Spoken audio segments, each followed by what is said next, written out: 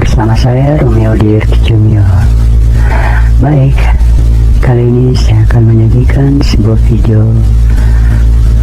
yang mana isinya menceritakan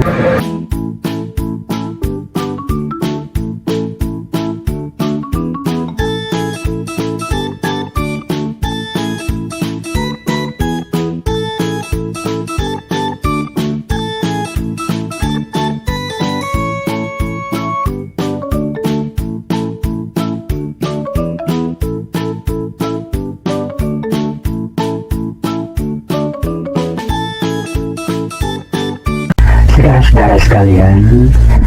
Untuk lebih jelasnya silakan menonton video berikut ini sampai selesai sehingga Anda bisa paham dan mengerti apa yang dibahas. Jangan lupa tinggalkan pendapat Anda di kolom komentar. Selamat menonton. Terima kasih. God bless you. Sekarang kita memasuki sesi tanya jawab. Aturan mainnya, nanti teman-teman yang mau bertanya silakan angkat tangannya lalu menyebutkan nama dan asalnya. Oke, mungkin 3 penanya. Terima kasih. Siapa yang ingin bertanya? Pak Bambang Nursina yang saya hormati. Sama dengan pendahuluan mahasiswa kami tadi, pembicaraan yang melibatkan berbagai agama pasti menyentuh hal-hal sensitif. Tapi insya Allah dengan semangat persaudaraan dan kasih sayang akan kita lalui masalah sensitivitas itu.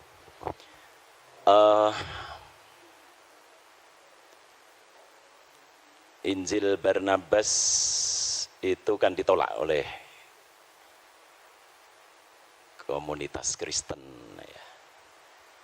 Saya ingin bertanya sebetulnya bagian mana yang menjadikan Injil Barnabas itu harus ditolak. Kalau kesalahan-kesalahan data kecil itu saya kira juga terjadi di dalam Injil-Injil yang lain. Misalnya when down padahal seharusnya when up misalnya. Saya kira itu kesalahan kecil yang tidak harus berimplikasi kepada satu stigma heretik. Mohon maaf, apakah mungkin penolakan terhadap Injil Barnabas itu sebetulnya karena ada indikasi yang menunjukkan Muhammad yang akan datang setelah Yesus. Kalau tadi disebut the admirable, itu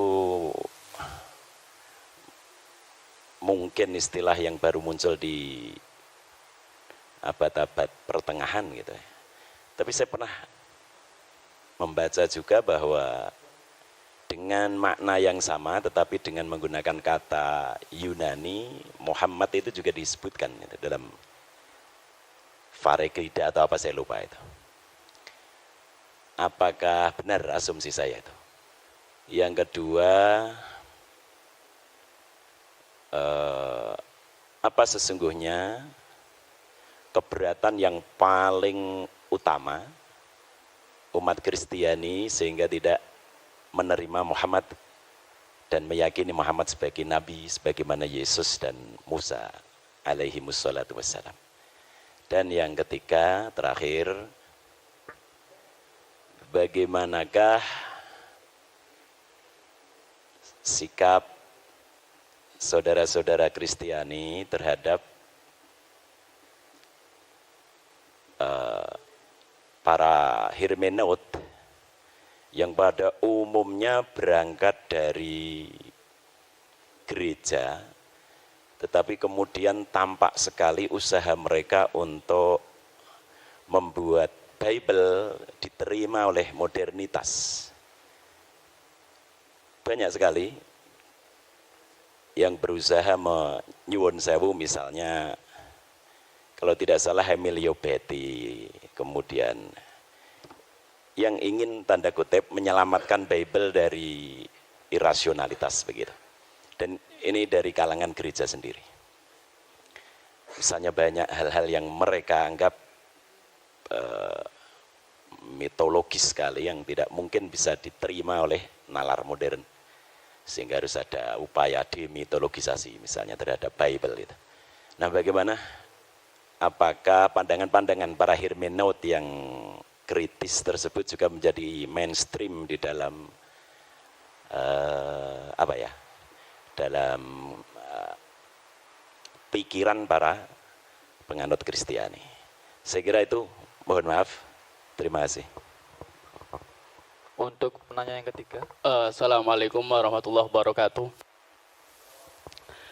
Nama saya Bambang, tapi bukan Nursena, Pak. Jadi kalau kebetulan namanya sama, saya jadi jurusan ilmu Al-Quran dan Tafsir.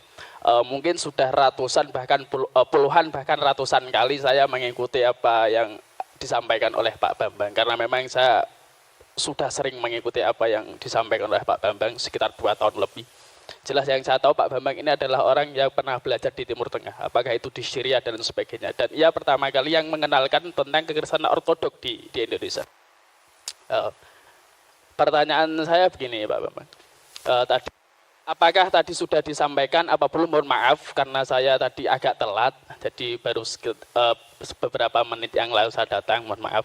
Jadi misalkan nanti tadi sudah disampaikan dengan rinci, ya mungkin bisa diulangi lagi karena saya baru tentang problematika Injil Barnabas ini. Jadi sesuatu sebagaimana yang disampaikan oleh Pak Dosen Agus tadi bahwa ini ditolak karena apakah memang penolakan ini berdasarkan bahwa di dalamnya ada nubuat-nubuat tentang Muhammad. Yang kedua tentu bahwa sahabat-sahabat dari atau teman-teman dari kekristen menolak tentu berdasarkan siapa sebenarnya penulis ini. Tadi saya sudah ke teman-teman yang mungkin mendengarkan, dia mengatakan kata Pak Bambang pendeta siapa itu. Nah, begini Pak, tentang yang menulis Injil Barnabas ini sendiri, saya mendapatkan beberapa jawaban yang mohon maaf berbeda, bahkan itu mohon maaf dari teman-teman Kristen itu sendiri. Pernah saya tanyakan ini siapa sebenarnya penulis Injil Barnabas, kenapa ini ditolak? Dia mengatakan bahwa yang menulis ini ada yang mengatakan salah seorang warga yang berkedudukan di Austria. Kemudian ada yang mengatakan bahwa ini ditulis oleh Mustafa de Arande, salah seorang Muslim yang ada di Spanyol. Pertanyaan saya, siapa sebenarnya penulis Injil Barnabas ini? Menurut Pak Bambang Nursena, dan tentu dengan didukung dengan bukti-bukti sejarah maupun bukti-bukti secara tertulis. Baik, Assalamualaikum warahmatullahi wabarakatuh. Iya, terima kasih. Yang pertama, bagaimana tentang adanya kontradiksi? Sebetulnya begini, kalau kitab itu munculnya kira-kira ratusan tahun, kontradiksi yang dipahami oleh orang modern itu harus didefinisikan ulang apa? Kalau Anda tidak usah ngomong 1500 tahun lah. Zaman Pangeran Diponegoro dengan sekarang aja kan alam tanggalannya beda, hitungan waktunya beda. Coba kira-kira kalau kita membaca tulisan dari zaman Majapahit. Ini satu contoh, ini belum lama, ini baru ratusan tahun. Ya, misalnya, Putra Nira Sang Sinagara, Bre Pamotan, Pungkasan Bre Kertabumi, Kapernah Paman, Prabu Moktaring Kedaton, Isaka Warsa, Sunyanura Yuganing Wong, ini bahasa Jawa kuno ini. Kira-kira Anda paham nggak kira-kira bahasa ini? Terus kemudian orang berdebat sekarang tentang runtuhnya Majapahit tahun berapa. Lalu semua yang ditunjuk itu angka. Ada yang mengatakan 100 tahun setelah tahun 1500, ada yang mengatakan 1478, itu kan kontroversi. Yang menolak dan yang menerima sama-sama pakai kalender yang beda dengan zaman Majapahit. Karena waktu itu belum ada penulisan angka, yang ada Surya Sengkala. Zamannya Sultan Agung baru dibuat yang namanya Candra Sengkala. Karena hitungannya pakai bulan. Lah ini belum sampai 1000 tahun, masih 600-an tahun, kita kontroversinya sudah seperti itu. Apa ini bertentangan? 1400 apa 1478 Pak? Angkanya 1400, cara bacanya pakai Surya Sengkala, Sunya 0 juga, Sunya Nora 0 juga, 4 wong 1. Diwoco malik terbalik 1400. Baban Demak, nir ilang kertaning jagat 1400.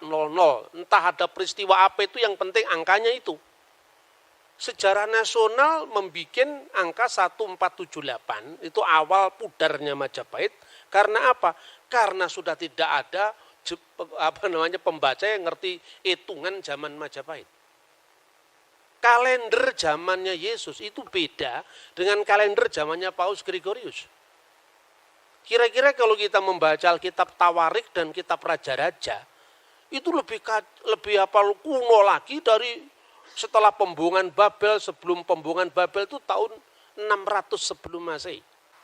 Nah, belum lagi tentang apa? Beda-bedanya pertama sistem kalender. Kedua, zaman Nabi Musa, itu kan ditulis kira-kira tahun 1300-an sekian. Belum ada bulan namanya bulan Nisan. Bulan Nisan itu dikenal setelah periode kitab suci ditulis setelah pembuangan Babel. Karena dari kata Nisanu, musim semi. Sebelumnya itu namanya Etanim. Lah ini beda. Paskahnya di kitab Tawarik kok Etanim. Di kitab nabi-nabi kok Nisan. Lah Etanim itu ya Nisan, sama Anda ngomong akad dengan minggu. Gitu loh kira-kira. Ini mudah sekali dijawab. Banyak orang yang kurang membaca aja yang mengatakan begitu. Karena apa? Kitab suci yang ditulis ribuan tahun yang lalu dipahami menurut logika zaman sekarang.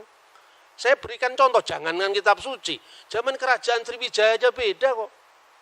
Belum lagi kompleksitas perjanjian baru. Karena di perjanjian baru, ketika gereja ada di Yerusalem, kalendernya pakai kalender Ibrani. Ketika gereja melangkah ke Antioquia, mulailah muncul gereja ortodoks Syria. Ke Mesir, mulai Koptik muncul. Kalendernya apa? Beda-beda lagi. Orang Koptik mulai kalender Anno Martiri dihitung mulai peredaran bintang Sirius. Tetapi orang Yerusalem kuno memakai kalender Ibrani yang disebut kalender seperti Islam, Anno Hijriah itu, pakai peredaran bulan. Ketika tanggal itu dikonversikan ke dalam teks yang lain, harus ada penyesuaian. Seorang lahir tanggal 27 bulan Julkaizah tahun 1383 misalnya. Ayo Masehnya berapa? Ngitung Natal, saya bisa hitung kepada Anda. Sampai detail saya bisa ngitung. Karena apa? Saya belajar kekristenan dari sumber aslinya, sumber primer. Saya tidak menafikan orang barat yang belajar kitab suci. Tetapi rata-rata yang mereka baca itu sumber sekunder. Jadi misalnya Natal dituduh kelahiran Dewa Matahari. Lalu sedangkan Natal itu sudah ditentukan di Mesir tahun 189 kok. Kalender penyembahan Dewa Matahari baru tahun 274 zamannya Aurelius. Karena orang barat termasuk penulis entry Christmas di Britannica, Americana, tidak pernah baca buku Didaskalia Apostolorum yang pakai bahasa Koptik, bahasa Yunani, dan itu yang saya koleksi sampai hari ini. Nah, makanya bagi saya perbedaan informasi karena sistem kalender yang berbeda, angka tahun yang berbeda, itu persoalan sejarah, bukan persoalan ini. Kedua, visi teologis yang berbeda. Masing-masing penulis itu punya latar belakang yang mewarnai tulisannya. Karena di dalam pandangan Yahudi Kristen, yang namanya wahyu itu bukan sesuatu yang turun dari langit. Tetapi wahyu itu menyejarah. Taurat bicara dalam bahasa manusia, kata misalnya orang Yahudi. Kristen juga demikian. Setelah aku menyelidiki dengan seksama segala peristiwa yang terjadi di antara kita, dari saksi mata dan pelayan firman misalnya. Artinya di situ ada riset. Nah, sekarang ini definisi tentang wahyu aja kita belum sama kok. Kita mau menilai agama orang dari perspektif kita, itu loh kira-kira. Nah itu satu. Kedua, kenapa Injil Barnabas itu ditolak? Pertama, bukan karena isinya Muhammad atau tidak, menerjemahkan aja orang Kristen kok. Islam kan tinggal enaknya sudah diterjemahkan. Kan jarang yang ngerti bahasa Itali. Yang ngerti bahasa Itali kan pastor-pastor Katolik. Sudah diterjemahkan tinggal baca. Kalau orang Kristen punya niat jahat, nggak perlu dong diterjemahkan. Ngapain diterjemahkan? Itu merugikan kita. Tapi karena semangat keilmuan kita terjemahkan. Sampai penerjemahnya di dalam bahasa Arab pun juga orang Kristen Koptik. Namanya adalah Khalil Sa'adah. Tetapi demi keilmuan dia memberikan contoh bahwa memang dalam konteks perjanjian baru itu misalnya ada persoalan-persoalan angka tahun misalnya. Yesus lahir zaman Kirenius atau tidak. Tetapi bangunan dasar seluruhnya betul ditemukan prasasti tentang kata iterum, bahwa dia yang kedua kali bertakhta. Tetapi soal Injil Barnabas ini parah sekali karena memang abad 16 dari abad pertama. Jadi bukan persoalan ada Muhammad atau ada tidak ada Muhammad, bukan, tapi karena semangat keilmuan. Lah memang Injil abad 16 masa mau dipakai, sedangkan peristiwanya abad pertama. Sekarang gini, Anda percaya nggak proklamasi 17 Agustus tahun 1945? Percaya dari mana? Dokumennya ada, Pak. Koran-koran dari zaman Jepang, Suara Asia, Arsip Nasional memang ada. Kemudian kira-kira ratusan tahun kemudian, orang mengatakan, loh kenapa informasi saya nggak diterima?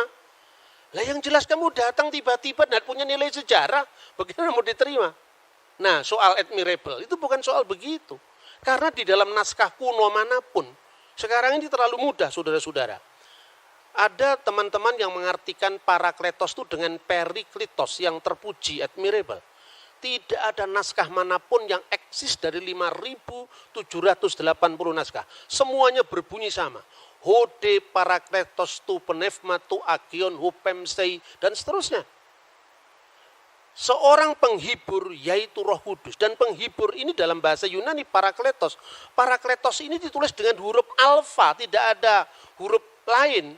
Sebab kalau bahasa Ibrani kan seperti bahasa Arab, ya ada jitir. Bahasa Arab itu kan dibentuk dari 3 huruf, ya bahasa Ibrani namanya sores. Misalnya salum dari shin, lamit, mim, sama dengan bahasa Arab salam. Nah, kemudian di situ ada menjadi kata kerja baru, kata benda baru. Itu tergantung bagaimana pemakaiannya. Salam, muslim, taslim, itu kan satu akar kata. Tapi kalau bahasa Yunani nggak bisa. Parakletos ya parakletos, periklitos ya periklitos. Karena apa? Seperti bahasa Indonesia, cowek nggak bisa dibaca cuek. Nggak bisa dibaca cowok, ya cewek. Karena itu memang struktur bahasanya berbeda itu. Lah naskah kuno itu melestarikan kata parakletos itu dari kitab Ratapan. Kitab Ratapan menerjemahkan parakletos dari menahem.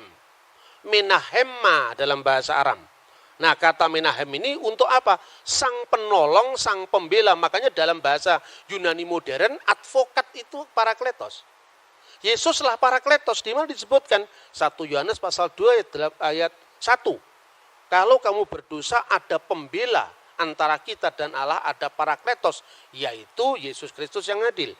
Roh Kudus disebut alon parakleton. Parakletos yang lain, tapi kata alon itu menunjukkan satu dan berhubungan. Sementara kata uteros itu lain bertentangan. Misalnya, lo yihye Elohim akhirim alfanai. Jangan ada Elohim lain, ilah-ilah lain di hadapan hadiratku. Misalnya, di Kalok 10 perintah Allah. Itu disebut theoi uteroi, ilah-ilah yang lain. Odes theos uteros. Jangan ada ilah yang lain. Uteros itu lain bertentangan. Tapi alos atau alon itu yang lain tapi dalam hubungan. Karena Roh Kudus itu rohnya Allah atau hidup ilahi yang dalam diri Allah. Sementara Yesus itu adalah firman yang menjadi daging. Bukan Yesus yang disebut Tuhan itu kemanusiaannya itu bukan. Yang mati itu ya bukan Tuhan, manusia. Maka dikatakan yang dibunuh dalam keadaan manusia. Seperti Quran turun ke dunia ada 2. Yang pertama yang kelihatan yang bisa diterjemahkan, bisa dibaca dengan lipatan bibir, gerakan lidah, kata Imam Al-Ghazali dalam Qawaidul Aqwaid. Tetapi ada Lauhul Mahfud yang kekal. Yang kekal dan yang temporal. Begitu juga ketika firman menjadi manusia, ada dimensi kekal dan dimensi temporal. Gitu lah. Dan itulah yang disebut alon parakletos dan alos parakletos. Seorang bapak gereja dari gereja Syria Timur, namanya Timotius Al-Awal. Dia mengatakan, seorang Kristen boleh saja mengatakan Muhammad berada di jalan para nabi.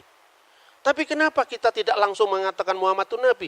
Lah karena sudah tutup, tidak ada kesempatan lagi. Sama dengan orang Islam mengatakan Muhammad kataman nabiin. Lah kalau ada nabi setelah Muhammad kira-kira bagaimana?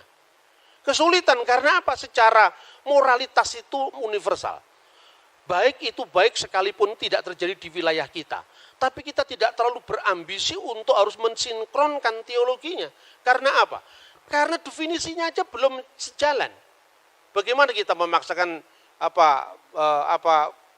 teologinya? Saya contoh, rasul dalam iman Kristen dan Islam itu beda maknanya. Rasul dalam Kristen itu berasal dari kata Ibrani Seliah. Artinya apa? Seorang yang punya otoritas mewakili umat.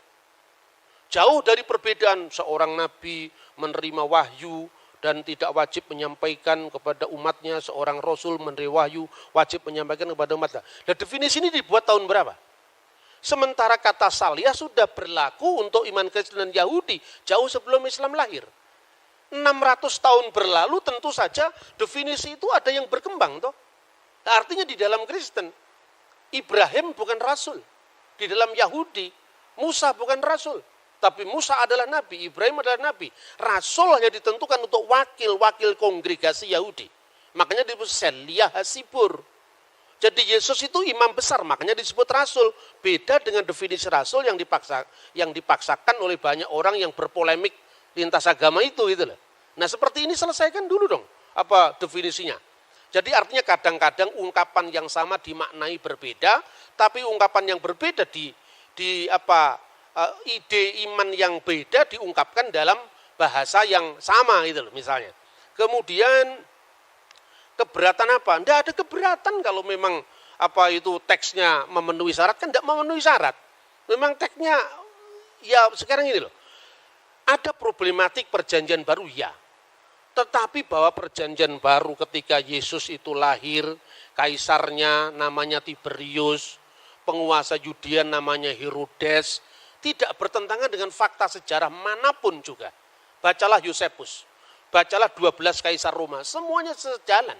Karena apa? Yang nulis memang orang yang sejalan.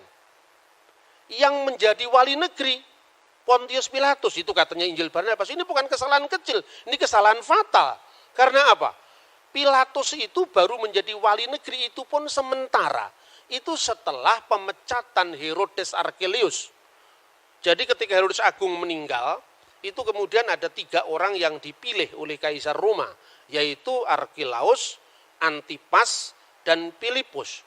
Karena Archelaus ini ambisinya terlalu tinggi untuk menguasai kota suci waktu itu, tanah Israel waktu itu, dipecat.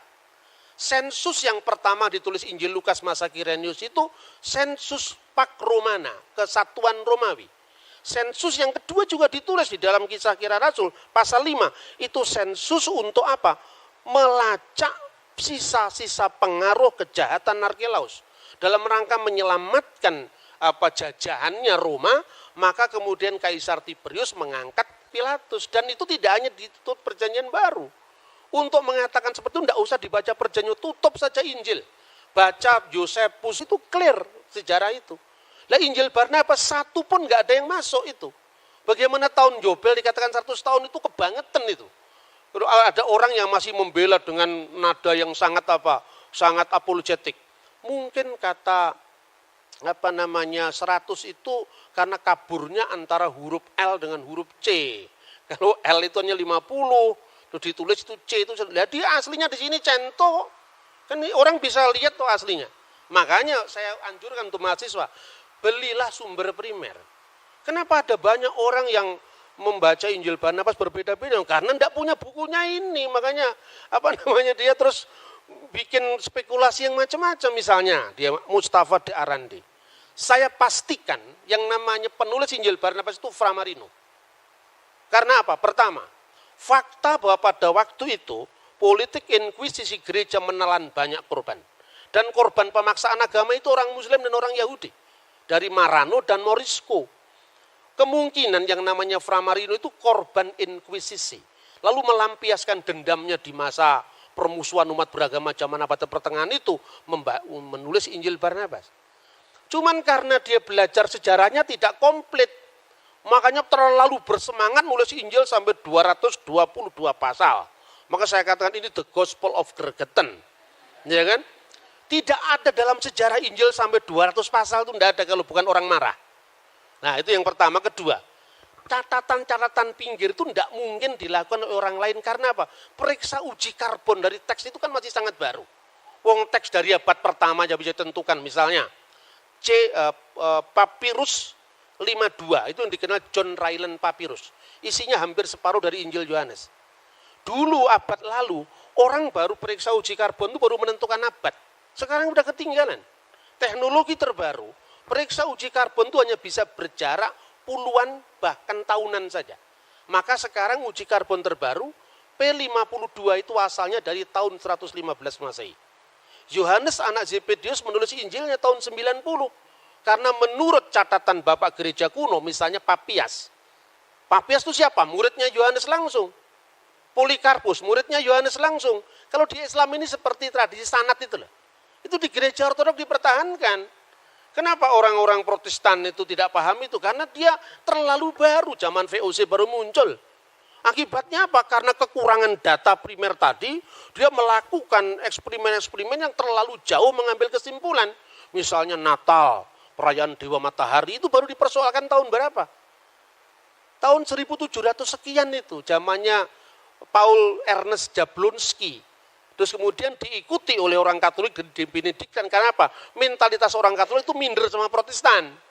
Nah itu loh kira-kira. Itu bisa dilacak dengan sumber-sumber primer langsung. Kemudian bagaimana sikap saudara Kristen terhadap para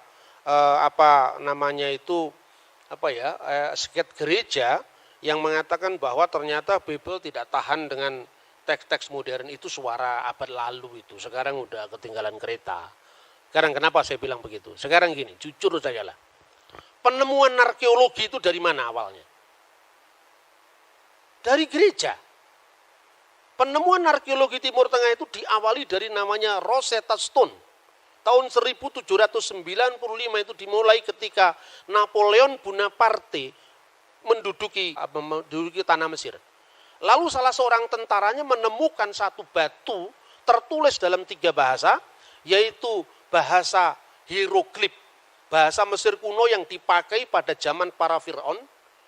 Kemudian bahasa demotik, bahasa Mesir kuno dipakai di antara demos, rakyat, dan bahasa Yunani. Adalah seorang Perancis Katolik, di agamanya masih muda, umur belasan tahun, sudah menguasai 4 bahasa kuno. Ibrani, Yunani, Latin, Aramaik. Ketika dia mendapat pengumuman dari zaman Napoleon, siapa yang mau ikut ekspedisi arkeologi ke Mesir? Dia datang. Bingung waktu di Mesir. Apa yang dia lakukan? Dia tanya, komunitas terkuno dari gereja ini, dari Mesir ini apa? Islam bukan, baru abad ke-7. Kristen Ortodok Yunani juga tidak. Kristen Koptik Ortodok. Nah, untuk dia bisa komunikasi dengan orang setempat, dia pakai bahasa Arab. Lalu masuk gereja, bingung dia. Wah, ini ada liturginya kok selain bahasa Arab, ada bahasa Yunani, ada bahasa Mesir kuno. Tetapi ketika nama-nama dewa itu diganti dengan nama Yunani, misalnya Theos, Agios, Theos, Agios, Iskiros, Agios, Thanatos, diterjemahkan pakai bahasa Arab. Kudusullah, Kudusul Qawi, Kudusul Ladzi la yamut, irhamna. Al-Masdulil Api Walibni Warahil Kudus Al-Ana wa Kulhainin wa ila Dahri Dahirin Amin. Ini enggak ada Islamnya. Ini Kristen asli ini. Itu, apa artinya itu? Wah, ini berarti ada bahasa-bahasa kuno yang dipakai di sini. Ya, gimana kami bisa belajar? Di amat-amati itu. 23 tahun dia bisa memecahkan. Dilihat bahasa Yunaninya jelas. Oh, di sini ada kata Ptolomaus. Di sini ada kata Kleopatra. Yang selama itu hanya lewat cerita Antoni Kleopatra, ternyata ini tokoh historis, dilacak sama dia. Terus ada tulisan dalam bentuk huruf, dalam bentuk tanda gambar seperti matahari. Jangan-jangan ini matahari ini. Ini bahasa kuno yang sudah tidak berlaku lagi ribuan tahun. Dilihat bawahnya ada kata Helios. Ini matahari, jangan-jangan matahari. Dia datang ke gereja kuno itu, tanya, kamu punya Alkitab selain bahasa Arab, bahasa apa? Yunani. Selain bahasa Yunani, bahasa Koptik. Apa itu bahasa Koptik? Bahasa zaman Fir'aun. Kok hurufnya huruf Yunani? Iya, ketika Rasul Markus datang ke Alexandria, penerus-penerusnya menciptakan peradaban baru. Makanya menciptakan huruf baru. Kayak orang Jawa sekarang, Anda lihat itu orang Arab suruh baca Arab Pegon kan tidak ngerti. Itu produk lokal karena itu menunjukkan bahwa bangsa kita bangsa besar. Sampai bisa bikin tulisan Arab Pegon. Begitu juga di sana. Dilihat ternyata, kamu tanya bahasa Koptik, iya. Bagimu akan ada matahari yang tidak pernah tenggelam. Bahasa Koptiknya apa? Oh, bahasa Koptiknya adalah on. bahasa Koptiknya adalah Ra. Ada dua kata, Ra dan On. Ra itu apa? Matahari. Itu dia baca dari Alkitab. Orang-orang Israel membangun kota namanya Ramses. Ra itu hari. Mese itu artinya apa? Artinya anak. Anak sang matahari, anak dewa matahari. Nama aslinya Musa apa? Moshe. Mo itu air yang mengalir. Mese itu bahasa Mesir kuno. Artinya anak. Anak yang diambil dari air yang mengalir. Ketemu sudah ini bahasa. Sejak saat itu muncul namanya Egyptologi. Ini asalnya dari Bible ini. Kok dianggap Bible bertentangan dengan pengetahuan bagaimana? Yang melainkan arkeologi adalah Alkitab kok. Seumpama waktu itu tidak ketemu kata Ramses, tidak akan ketemu arkeologi Mesir kuno. Baru mulai ada penggalian di di Rasamra, penggalian di Babel, ketemulah kota-kota kuno, kota Abraham, namanya apa? Tel Turahi, cocok dengan namanya Abraham dalam Alkitab, Terah. Ya toh? Til Nahur, cocok dengan nama Nahur, berarti nama-nama Abraham itu pasti bukan nama Yunani, pasti bukan nama Arab, tapi nama Akadia kuno. Dan itu cocok. Mertuanya Yusuf namanya Potifera. Poti itu yang dipersembahkan Vera kepada Ra, matahari. Sama dengan orang Jawa, namanya Suryawan. Ketika jadi Islam, keluarga besarnya sebelumnya ditambahi Muhammad Suryawan. Lupa Surya itu dewa Hindu itu. Namanya juga Kristen ditambah Ignatius Surya Hadi. Surya itu bahasa Hindu, Hadi itu yang utama itu. Jadi ini sebuah inkulturasi bahasa. Dan untuk baca teks Alkitab, Anda harus paham Ibrani. Ibrani pun bukan Ibrani zaman Ariel Sharon. Ibrani MacD ditulis pakai bahasa Ibrani, bukan itu. KFC ditulis pakai bahasa Ibrani, enggak. Anda harus belajar namanya paleografi, tulisan-tulisan kuno. Karena untuk memahami naskah Qumran, Anda tidak bisa cukup hanya membaca teks Ibrani modern. Nah itulah kira-kira perkembangan huruf, lalu arkeologi, lalu bahasa. Itu minta maaf. Orang-orang yang menyebut dari Eropa yang teolog genit itu tidak tahu yang begini-begini ini. Saya minta maaf, bukan saya merendahkan, tidak. Tapi terlalu dangkal untuk memahami naskah yang usianya ribuan tahun hanya bermodal bahasa Inggris sekedarnya, bahasa Yunani. Bahasa Yunani perjanjian baru itu beda dengan bahasa Yunaninya Plato. Gitu loh.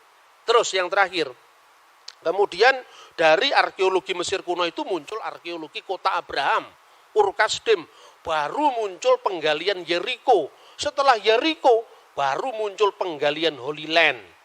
Pada saat para teolog yang meragukan bahwa teks-teks itu hanya bersifat simbolik, itu muncul sebelum era penemuan arkeologi. Satu contoh misalnya, seorang meragukan apakah dalam perjanjian baru ada ungkapan 5 serambi dalam kolam Siloam.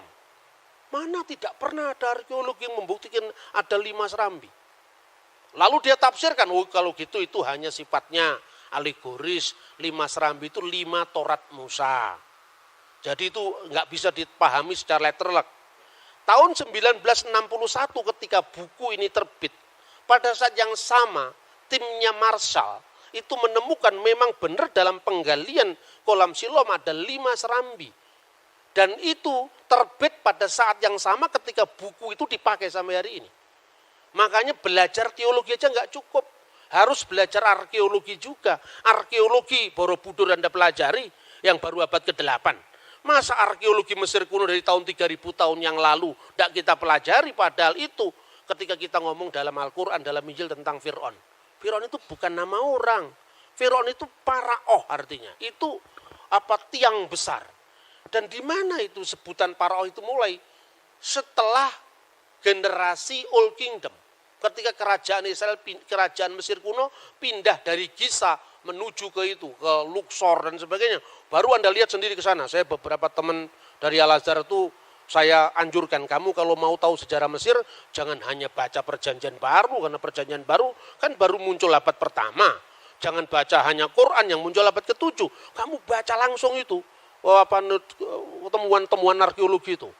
Nah, sebagai seorang ilmuwan, ketika Anda belajar arkeologi itu, tutup dulu kitabmu, Biblemu. Supaya apa? Supaya kita bisa netral, jangan kita dipenjara karena teks. Karena teks itu membimbing kita, oke lah kalau secara hidayah silahkan. Tapi kalau secara ilmu pengetahuan, masa kita bisa mengkritisi teksnya orang, teksnya kita sendiri kita protek, kan tidak fair itu gitu loh. Nah oleh karena itu, saya menyatakan tentang pentingnya gereja ortodok itu di mana? Karena gereja ortodok itu saksi hidup dari semua data-data arkeologi itu. Coba Anda mau belajar bahasa Yunani. Pembawa gereja ortodok pertama itu bukan saya, tapi Romo Daniel. Nah kemudian generasi setelah Romo Daniel itu kan menekankan aspek tentang liturgi gereja, sejarah gereja. Saya tidak bisa hanya begitu. Karena apa? Ketika saya masuk dalam salah satu gereja ortodok saja, berarti saya menutup akses informasi saya untuk ortodok yang lain. Makanya saya memperkenalkan kajian Siriak, kajian Koptik dalam konteks ini. Anda mau tahu bahasanya Yesus? Sampai sekarang Alkitab Pesita masih ada, bahasa Suryani. Dipakai tidak hanya sebagai bahasa liturgi, tapi bahasa sehari-hari. Di Maklula, Said Naya di Syria. Anda mau pakai bahasanya Pontius Pilatus, bahasa abad pertama, masih dipakai teks suci Perjanjian Baru. Anda mau cari bahasanya Nabi Musa, masih dipakai dalam kitab Taurat. Anda mau cari bahasanya Fir'aun, jejak-jejaknya dijumpai dalam kitab Ibrani. Misalnya, nama Asnat itu kekasih Nait. Nait itu dewa kuno zamannya Yusuf.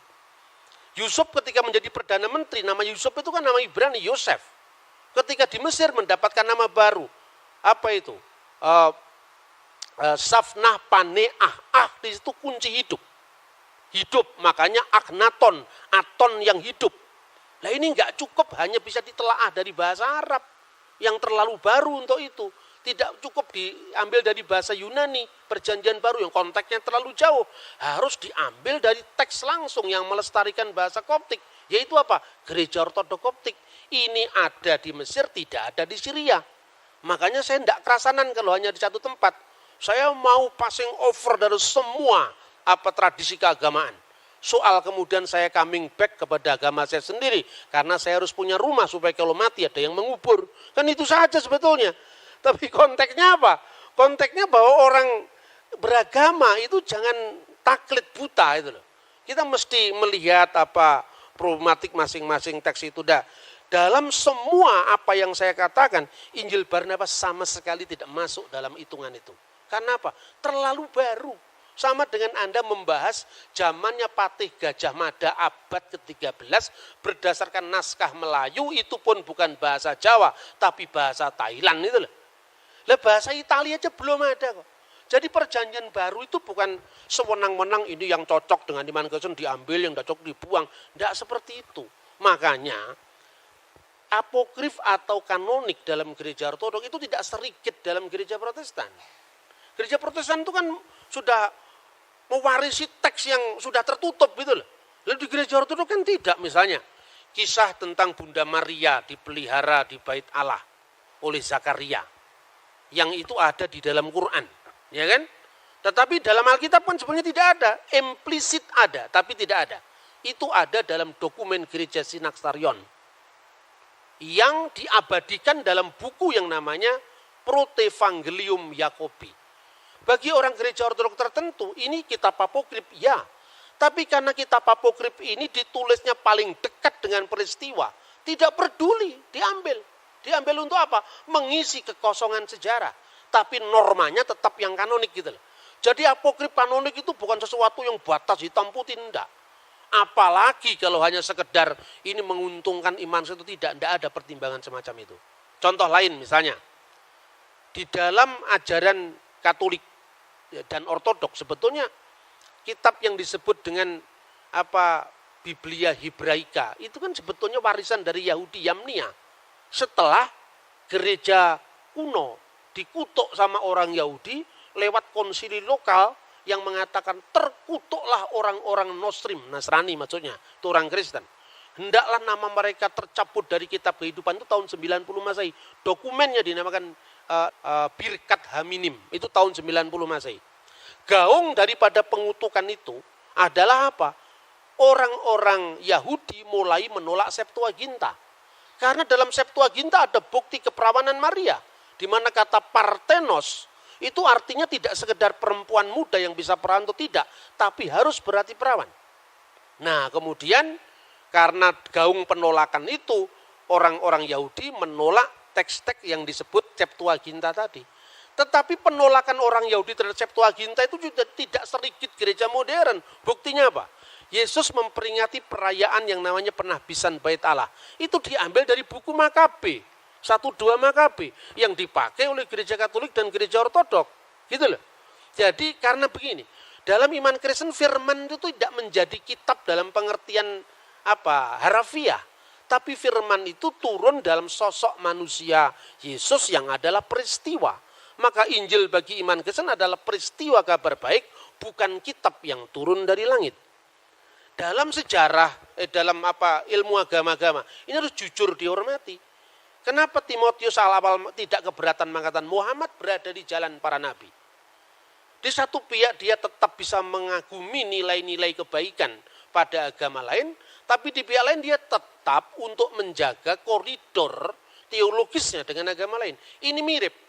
Anda bisa mengikuti bahwa ada orang agama Bahai yang orangnya kelakuannya baik-baik ketimbang kelakuannya yang suka bakar-bakar toko itu. Secara ortopraksi dia baik. Tapi kan kitabnya kitab setelah Al-Quran, Pak. Nabinya juga Muhammad Bahaullah.